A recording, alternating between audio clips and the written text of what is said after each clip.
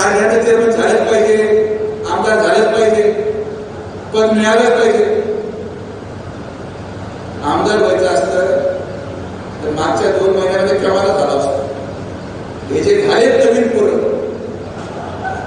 हे नवीन झाले आणि जे सरकार घेत आहे त्यांना मी सांगू इच्छितो, पदाचा आनंद मर्यादित ठेवला पाहिजे. तुम्ही ज्या पदाचा आनंद आज घेताय हे पद आम्ही सोडून दिलेले पद आहेत, हे पण तुम्हाला आमच्या स्वार्थ पदासाठी नाही, आम्हाला सत्कारासाठी पदाची गरज नाही, आम्हाला समाधानासाठी पदाची गरज नाही.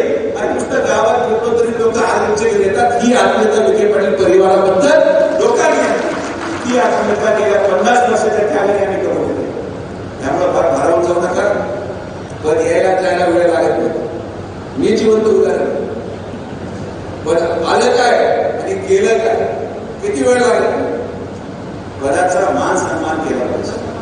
पदाचा मान येता कामा नये, पदाची मंजुरी येता कामा नये. पदाचा मान सन्मान करा. मिळालेला पदाचा वापर समाज कल्याणासाठी केला तर आनंद आहे. जर त्याचा दुरुपयोग केला तर मग आम्ही आहोतच. काही जबाबदाऱ्या परमेश्वराने देऊ